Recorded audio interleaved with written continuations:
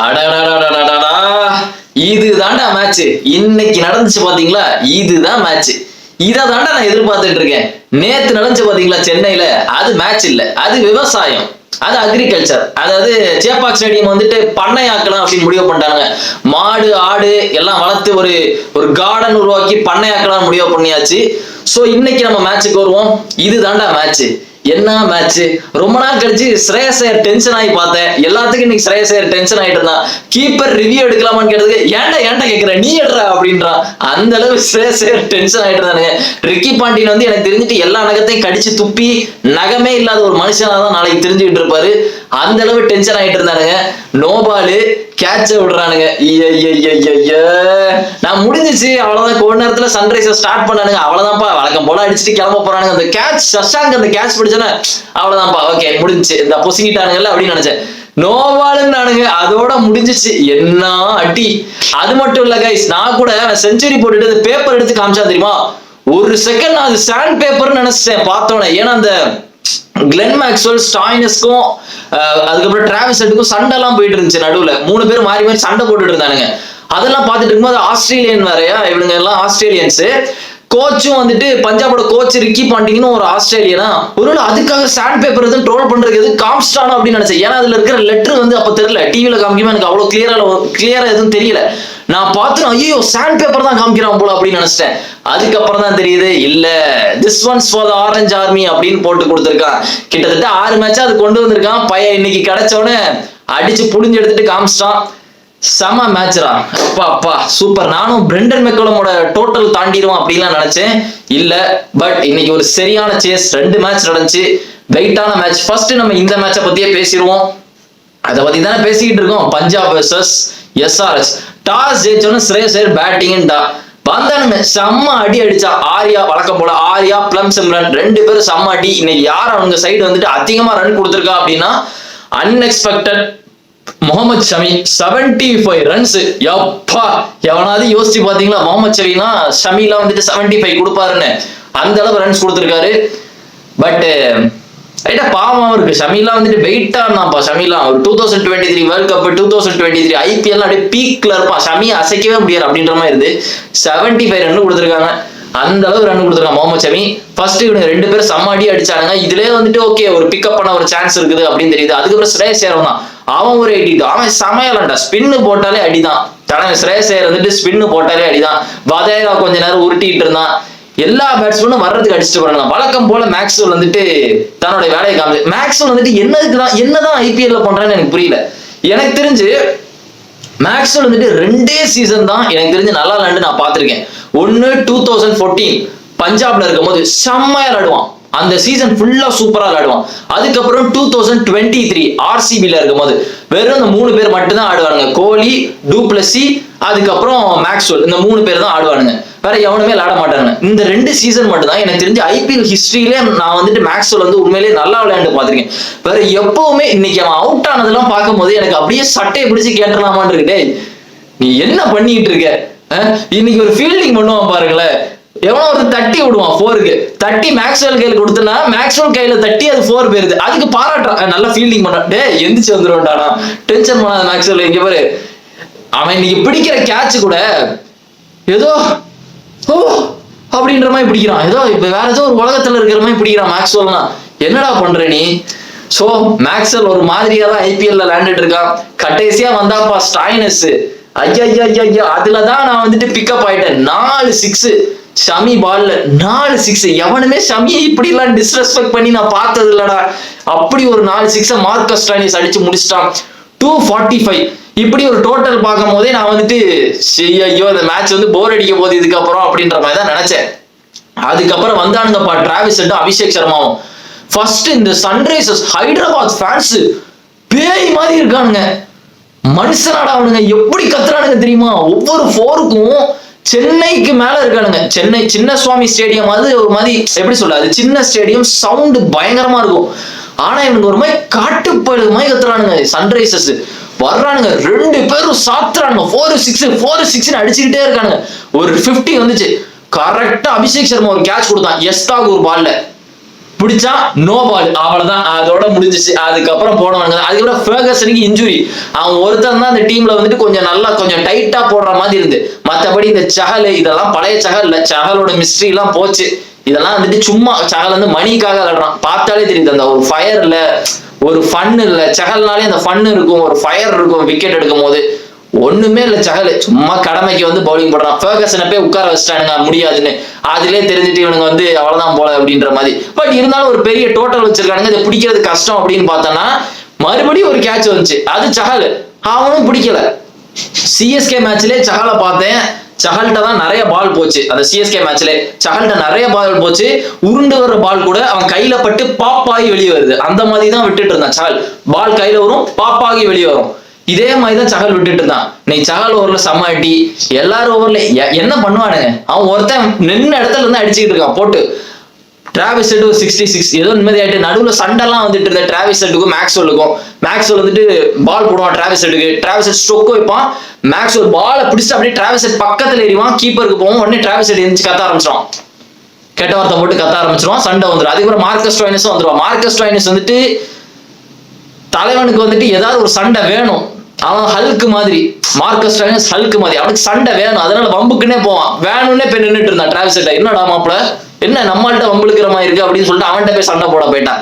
அவன் Travis head tension ஆகி கத்திட்டு இருந்தான், டேய் நாங்களே இப்போதானே ஜெயிக்க ஆரம்பிச்சிருக்கோம் அப்படின்ற மாதிரி கத்திட்டு இருக்கான். உட்காந்து அவன் முன்னாடி போய் நீ சூத்த மூடுறா நீ அப்படின்ற மாதிரி டென்ஷன் ஆகிட்டு இருந்தான். அதுக்கப்புறம் அம்பையர் வந்துட்டு நடுவில் தடுத்து நிறுத்திட்டு இருந்தாங்க, தம்பி தம்பி போதும்பா மேட்சை பிடிங்க முதல்ல அப்படின்ற மாதிரி.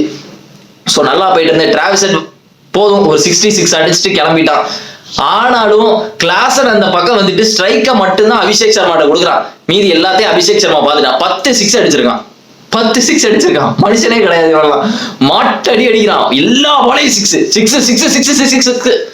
இவன மாதிரியே தான் அந்த ஆர்யாவும் விளையாடுறான், இந்த பஞ்சாப்ல இருக்கிற ஓப்பனிங் பேட்ஸ்மேன் ஆர்யாவும். லைட்டா அந்த அவனோட பேட்டிங் ஸ்டைல் வந்துட்டு பாக்குறதுக்கு லைட்டா அபிஷேக் சர்மா மாதிரி தான் இருக்கும். அவனே மாதிரி ஃபுல் ஹேண்ட் போட்டு வருவான், அவனே மாதிரி அந்த ஸ்வாக்ல தான் ஆடுறான், லைட்டா அதே ஸ்டைல்ல தான் ஆடுற மாதிரி இருக்கு. But Abhishek Sharma wait century போட்டுட்டு அந்த பேப்பரை காமிக்கும் போது சத்தியமா நான் அது சாண்ட் பேப்பர் தான் நினைச்சேன். ரிக்கி பாண்டினையும் ஆஸ்திரேலியாவோ ட்ரோல் பண்றதுக்கு அது காமிக்கிறானோ, ஐயோ ஐயோ இது வேற கான்ட்ரவர்சின்றானுங்களே இவனுங்க, வர வர சும்மாவே கான்ட்ரவர்சிக்கு ஃபைன் போட்டுட்டு இருக்கானுங்க, வெயிட்டா காமிச்சிட்டானப்பா அப்படிலாம் நினைச்சேன். பார்த்தனா இல்ல இல்ல இல்ல இல்ல உள்ள ஏதோ எழுதி இருக்கு, okay this once for the orange army அப்படின்னு. சோ இதுல இருந்து என்ன தெரியுது, ஒரு 6 மேட்ச் அதை கொண்டு வந்திருக்கான். இந்த மேட்ச் அடிச்சோடனே காமிச்சிட்டான். இந்த மேட்ச் அடிக்கும் போது காமிக்கலன்னு வச்சுக்கோங்க, இதுக்கப்புறம் காமிக்கவே முடியாது. சோ வந்துட்டு நான் என்ன நினைச்சேன்னா சென்னைக்கு வந்துட்டு ஒரு சான்ஸ் இருக்குது எஸ்ஆர்எச் அடிக்கிறதுக்கு, இருக்கிறதுல எஸ்ஆர்எச் தான் வீக்கா இருக்கானுங்கன்னு. தேங்க்ஸ்ரா எஸ்ஆர்எச், இந்த டைமுக்கு ஃபார்முக்கு வந்தது. சென்னையில வரீங்க தெரியுமா, தயவு செய்து ஒழுங்கா விளையாடுங்க. சென்னையில வந்து 300 ரன் டோட்டல் வைங்க, 300 ரன் டோட்டல் வச்சு அவனுங்களை 33 ரன்ல ஆல் அவுட் ஆக்குங்க, அது போதும் எனக்கு, நிம்மதியா இருக்கும் பாக்குறதுக்கு. ஏற்கனவே சிஎஸ்கே ஸ்டேடியம்ல வந்துட்டு பூந்தோட்டம் பயங்கரமா வளர்த்துக்கிட்டு இருக்கானுங்க. ஒரு மாடு ஆடு எல்லாம் உள்ள வர ஆரம்பிச்சுட்டு பார்ப்போம் என்ன நடக்க, அவனுங்க ஸ்டேடியம்ல வச்சு என்ன பண்றானுங்க அப்படின்னு பார்ப்போம். அடுத்த மேட்ச் அவங்களுக்கு லக்னோல இருக்கு, அவனுங்க வேற பேத்தனமா ஆடிட்டு இருக்கானுங்க எங்க லக்னோல வச்சு. இவனுங்க எங்க கிழிச்சிட்டு இங்க இருந்து அங்க போறதுக்கே 3 நாள் ஆக போகுது. ஸோ அந்த மாதிரி தான் விளையாடுறானுங்க. பட் இன்னைக்கு எஸ்ஆர்எச் டே, வேற லெவல் சேஸ். இதுக்கு முன்னாடி அதாவது ஸ்ரேயஸ் ஐயர் கேப்டன்சில இதுக்கு முன்னாடி ஒரு சேஸ் நடந்திருக்கு போன வருஷம், அது இதே டீம் பஞ்சாப் அவன் இருக்கிற டீம் தான் அடிச்சு காலி பண்ணிச்சு. கொல்கட்டா வந்துட்டு ஒரு 261 சம்திங் 262 நினைக்கிறேன், 261 262 தெரியல, 261 நினைக்கிறேன், அதை சேஸ் பண்ணுவானுங்க நினைக்கிறேன். ஆமா, பேரிஸ்டோ அடிப்பான், பிளம் சிம்ரன் அடிப்பான், சஷாங்க் அடிப்பான், போட்டு தாக்கி பெரிய சேஸ் கொடுக்குறாங்க. அப்பவும் ஸ்ரேயஸ் ஐயர் தான் கேப்டனா இருப்பான், இப்பவும் ஸ்ரேயஸ் ஐயர் தான் கேப்டனா இருப்பான். ஐயர் இன்னைக்கு ரொம்ப டென்ஷன் ஆனா, எல்லார்ட்டையும் டென்ஷன் ஆயிட்டு இருந்தான், ஒழுங்கா போடுறா அப்படின்ற மாதிரி. ஏன்னா பெரிய தலைவலி என்னன்னா, பால் போட்டா நோ பால். லாக்கி ஃபெர்கசனுக்கு இன்ஜுரி, அது ஒரு பெரிய தலைவலி. 4 ஓவர் போட முடியாது. அதுல இவனுங்க ஏற்கனவே ரொம்ப லட்சணமா பவுலிங் போடுறாங்களா, பவுலிங் போட முடியாது. சஹல் கேட்ச விடுறான், இதுல என்ன கேட்டாலும் டென்ஷன் தானே. கீப்பர் வந்துட்டு ஒரு கேள்விதான் கேட்பான், ரிவ்யூ எடுக்கலாமா, என்னது ரிவ்யூவா, நீ தானே கீப்பரா இருக்க, நான் ஏன்டா பார்க்கணும் அப்படின்ற மாதிரி குலைக்கிறான் எல்லார்ட்டையும் இன்னைக்கு உட்காந்துட்டு. ஸோ பார்க்கவே நல்லா இருந்துச்சு ஸ்ரேயஸ் ஐயரை பார்க்க. பட் பாவம் guys, they deserve to win அப்படின்ற மாதிரி தான் இருந்தா. அந்த அளவு விளையாண்டானுங்க பஞ்சாப். பாவம் சிண்டா, பிரீத்தி சிண்டா பாவம், ஒரு காவியா மாறன் மாறா ஒரு காம்படிஷன் இருக்கும் விமன்ஸ்க்கு, ஜாலியா வின் பண்ணலாம்னு பார்த்தோன்னா கடைசி வரை பிரீத்தி சிண்டா வந்துட்டு அப்படிதான் பண்ணிருக்கணும் போல அப்படின்ற மாதிரி தான் இருந்துச்சு மேட்ச். சோ பரவாயில்ல, எஸ்ஆர்ஹெச்க்கு வந்துட்டு ஹைதராபாத் ஃபேன்ஸுக்கு ஒரு ஜாலி, இத்தனை நாள் தோத்துட்டே இருந்ததுக்கு ஒரு வின் பண்ணிட்டாங்க. வெயிட். சோ பாயிண்ட்ஸ் டேபிள்ல சிஎஸ்கே கீழே இருக்காங்க அடிமட்டத்துல, அதுக்கு மேல மும்பை இந்தியன்ஸ் இருக்கானுங்க, அதுக்கு மேல எஸ்ஆர்ஹெச் வந்துட்டானுங்க. பரவாயில்லப்பா. பட் ஃபேர் பிளேல வந்துட்டு சிஎஸ்கே ஃபர்ஸ்ட் இருக்காங்க, அதை வந்துட்டு லட்சியமா வச்சுக்கோங்க. ஃபேர் பிளே வின் பண்றத ரொம்ப முக்கியம் இல்ல. ஓகே, இப்ப நெக்ஸ்ட் மேட்சுக்கு வருவோம். இன்னைக்கு மத்தியானம் நடந்தது இந்த மேட்ச். நான் அசால்ட்டா ஜிடி அடிச்சிருவானுங்க அப்படின்னு நினைச்சேன். பார்த்தா எல்எஸ்ஜி சர்ப்ரைஸ் பண்ணிட்டு போயிட்டானுங்க எல்லாத்தையும் உட்காந்து. நல்லா தான் ஆரம்பிச்சானுங்க இவனுங்க. சுமன் கில்லு, சாய் சுதர்சன் சூப்பரா விளாண்டானுங்க. சுமன் கில் ஒரு 60, சாய் சுதர்சன் ஒரு ஹாஃப் செஞ்சுரி, 2 பேரும் நச்சு விளாண்டுட்டு இருந்தானுங்க.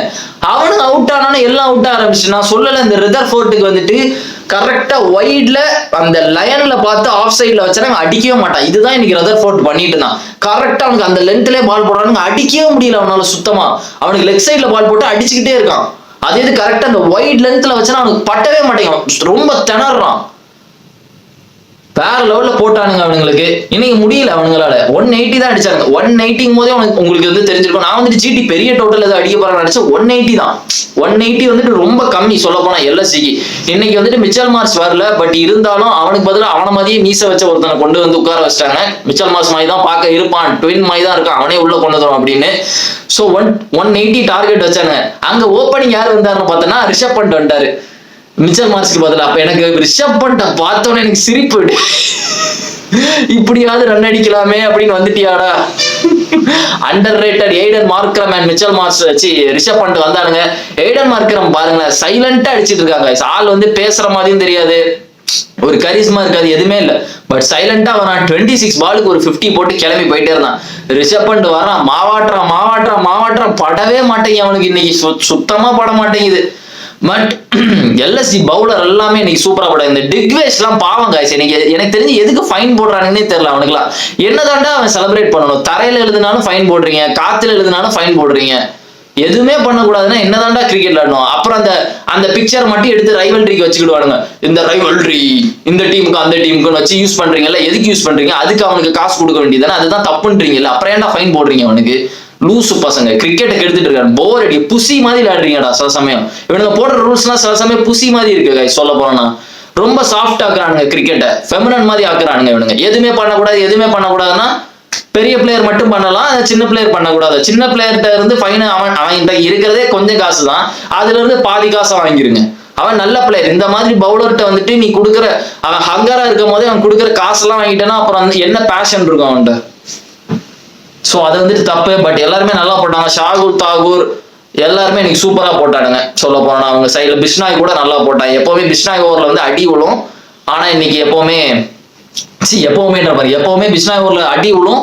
ராணா விக்கெட் எடுப்பான், பட் இன்னைக்கு கொஞ்சம் ஓரளவு நல்லாவே போட்டான். பட் இன்னைக்கு யார் நான் ஒஸ்டா வந்துட்டு பார்த்தேன் அப்படின்னா அவங்களோட கீப்பர் ஜாஸ் பட்லருக்கு என்ன ஆச்சுன்னு தெரியல. நான் இது ஆர்சிபி மேட்ச்லயே கவனிச்சேன். ஜாஸ் பட்லரோட கீப்பிங் வந்துட்டு பழைய மாதிரி இல்லை. முன்னாடி எல்லாம் ஜாஸ் பட்லர் வந்துட்டு எப்படி கீப்பிங் பண்ணுவான்னா உங்களுக்கே தெரியும், நான் சொல்லவே வேண்டாம். ஆனா அந்த ஆர்சிபி மேட்ச்லயே பார்த்தேன், நான் கேட்ச் விட்டான் சிராஜ் டென்ஷன். முக்கியமா சிராஜ் பால்ல தான் நிறைய கேட்ச் விட்டான் இன்னைக்கு. 4 போது பின்னாடி எட்ஜ் ஆகி கேட்ச் விடுறான், டென்ஷன் ஆறான் சிராஜ். பட்லரை பார்த்து எனக்கு தெரிஞ்சு கேட்டுருவான்னு நினைக்கிறேன் ஒரு 2 வார்த்தை. ஐயோ நீ எல்லாம் ஒரு இங்கிலாந்து கேப்டன் ஆயா அப்படின்னு நான் வெயிட் பண்ணிட்டு இருந்தேன். சிராஜ் வாயில இருந்து ஏதாவது கெட்ட வார்த்தை தா அப்படின்னு ஏதாவது போடுறா பட்லரை பார்த்து அப்படின்ற மாதிரி நினைச்சிட்டு இருந்தேன். போடல. அது மட்டும் இல்ல கைஸ், ஒரு ரன் அவுட் விடுவான். பட்லரோட ஸ்டாண்டர்ட்ஸ் இதெல்லாம் ரொம்ப சீப்பானது. பட்லர்லாம் இந்த மாதிரி விடவே மாட்டான். டீசென்டான கீப்பர், புரியுதா? தோனி மாதிரி இல்ல. தோனி வந்துட்டு பயங்கரமான கீப்பர். தோனி, கில்கிறிஸ்ட், சங்கக்கார இவங்க எல்லாருமே பயங்கரமான கீப்பர். பட் பட்லர் ஓரளவு நல்ல கீப்பர் தான். ஆனா ரொம்ப சீப்பான இதெல்லாம் விட்டுட்டு இருக்கான். ஏதோ ஒரு தெரியல. பட்லர் ஒரு கிட்டத்தட்ட அந்த T20 வேர்ல்ட் கப் ஜெயிச்சதுல இருந்து அவன் சரியே இல்லை. அந்த ஃபயர் போயிட்டா என்னன்னு தெரியல, அவன்கிட்ட இருந்து அந்த ஹங்கரே இல்லாத மாதிரி இருக்கான். ஸோ நிறைய கேட்ச் விட்டான். சிராஜ் டென்ஷன் ஆயிட்டா இருந்தான். சிராஜ் ஒரு ஹாஃப் செஞ்சுரியே போட்டான். பிரசித் கிருஷ்ணா தான் வெயிட்டா போட்டான் இன்னைக்கு. பிரசித் கிருஷ்ணா, ரஷீத் கான் இவங்க எல்லாம் வெயிட்டா போட்டாங்க. நிக்கலஸ் பூரன் வந்தான்ப்பா, மரியாதையே கொடுக்கல. சாய் கிஷோரா வாப்பா நீ முறைச்சா பாக்குற அட்டி 3-4 6 அடிச்சுட்டு போறானுங்க வந்து அவன் ஓவர்ல காட்டடி. அதுக்கப்புறம் கடைசி ஓவரை தான் கொடுத்தானுங்க.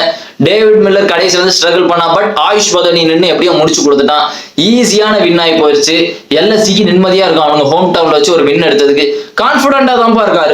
ரிஷப் பண்ட் வந்துட்டு பேசும் போதெல்லாம் டாஸ்ல வந்து பேசுறதா இருக்கட்டும், நல்லா கான்பிடண்டா பேசுறேன். எனக்கு அந்த கான்பிடன்ஸ் ரொம்ப பிடிச்சிருக்கு. ஸ்ரேயஸ் ஐயர்கிட்ட எனக்கு அதான் பிடிச்சிருக்கு. ரொம்ப கூலா இருக்கான் ஸ்ரேயஸ் ஐயர். பட் இன்னைக்கு ஸ்ரேயஸ் ஐயர் ரொம்ப டென்ஷன் ஆகிட்டு இருந்தான். ஆனா அவனுக்கு வந்து எதுவுமே இன்னைக்கு அவனுக்கு எகெயின்ஸ்டா எல்லாமே அவனுக்கு எகெயின்ஸ்டா நடந்துட்டு இருந்துச்சு ஸ்ரேயஸ் ஐயருக்கு. அதனாலதான் ரொம்ப டென்ஷன் ஆனான்.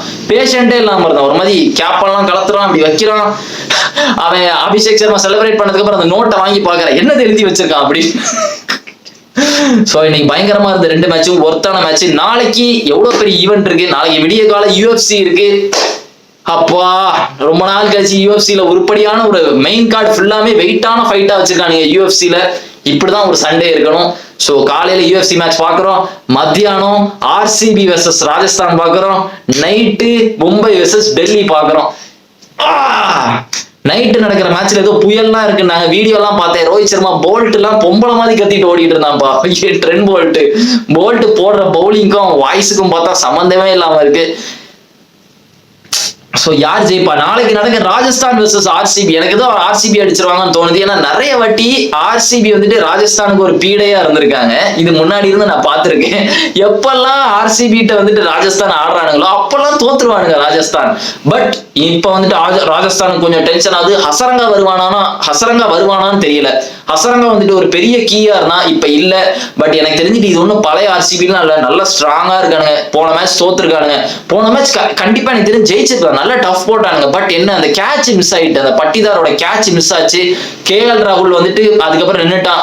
அதுக்கப்புறம் மழை பெஞ்சோட KL ராகுலுக்கு எங்க தோத்துருவோமோன்னு இன்னொரு வெறி வந்து ஹேசல்வுட்ட பொழக்க ஆரம்பிச்சான். போலந்து எடுத்து 93 ரன் போட்டு மேட்சை வின் பண்ணிட்டான். சோ என்னதான் இருந்தாலும் RCB வந்துட்டு ஒரு மாதிரி நெவர் கிவ் அப் அப்படின்ற மாதிரி தான் விளையாண்டுட்டு இருக்காங்க. சோ எனக்கு தெரிஞ்சு RCB வின் பண்ணிடுவாங்கன்னு நினைக்கிறேன் நாளைக்கு நடக்கிற மேட்ச்ல. அது இல்லாம RRக்கு வந்துட்டு கொஞ்சம் ஸ்ட்ரகிள் பண்ணிட்டு தான் இருக்காங்க. பாவம் ஜாஃப்ரா ஆர்ச்சர். நான் ஸ்டார்டிங்ல என்ன சொல்லிட்டு இருந்தேன்னா, ஜாஃப்ரா ஆர்ச்சரை மெயின் பவுலரா வச்சுட்டு மத்த எல்லாரும் நல்லா போடுற மாதிரி இருக்கு அப்படின்னு சொல்லிட்டு இருந்தேன். இப்ப ஜாஃப்ரா ஆர்ச்சர் மட்டும்தான் நல்லா போடுற மாதிரி இருக்கு அந்த டீம்ல. மத்த எல்லாருமே கொஞ்சம் ஸ்மாரா போடுற மாதிரி இருக்கு. பேட்டிங்கும் சரி, எல்லாருமே கரெக்டா கிளிக் ஆக மாட்டேங்கிறாங்க. ஒண்ணு எவனாவது ஒரு 2 பேர் அடிக்கிறானுங்க, மீதி எல்லாமே போயிடறானுங்க. ஜெய்ஸ்வால் கொஞ்சம் நின்று ஆடினா நல்லா இருக்கும். ஜெய்ஸ்வால் ஏன் IPL பிருத்திவி ஷா மாதிரி விளையாண்டுட்டு இருக்கான். IPL எப்பவும் பிருத்திவி ஷா எப்படி வருவான் ஒரு டவுன் விட அடிப்பான், கிளம்பிடுவான். அதே மாதிரி விளையாண்டுட்டு இருக்கான் ஜெய்ஸ்வால். கொஞ்சம் டிஸ்ட்ராக்ட் ஆன மாதிரி இருக்கலாம், தெரியல என்னன்னு பார்ப்போம். கொஞ்சம் போக பார்ப்போம். 2023ல சரி ஃபார்ம்ல இருந்தான். பட் இப்ப கொஞ்சம் ஒரு மாதிரி இருக்கான். பாப்போம் கைஸ் நாளைக்கு நடக்கிற மேட்ச்ல, மத்தியானம் நடக்கிற மேட்ச்ல என்ன நடக்க வேண்டிய. பட் பராக் எல்லாம் சூப்பரா விளையாடுறாங்க. த்ருவ் ஜுரேல் ஒரு மேட்ச் விளையாண்டா, அதுக்கப்புறம் அப்புறத்துல இருந்து சரியே இல்லை. சோ பாப்போம் என்ன நடக்குது நாளைக்கு. எனக்கு தெரிஞ்சு RCB பிடிச்சிருவானுன்னு நினைக்கிறேன். RCB நல்லா ஆடுறானுங்க, சான்ஸ் இருக்கு. டே கேம் வேற, நல்லா ஆடலாம். எனக்கு தெரிஞ்சு நல்ல மேட்ச் நாளைக்கு. அடடா சூப்பரா இருக்கும் நாளைக்கு. அது மட்டும் இல்ல நைட்டு மும்பை மேட்ச். மும்பை வந்துட்டு ஏங்குவானுங்க வின்னுக்கு. எனக்கு தெரிஞ்சிடும் பிச்சை எடுப்பானுங்க. ஏன்னா அந்த அளவு அவனுங்களுக்கு வின் தேவைப்படுது. ஏன்னா போன வாட்டி க்ளோஸ் ஆயிட்டு RCB மேட்ச் வந்து ரொம்ப க்ளோஸ்ல வந்து தான் தோத்தானுங்க. சொல்ல போனா அங்க இருந்து மேட்சை கொண்டு வந்து தான் தோத்தானுங்க.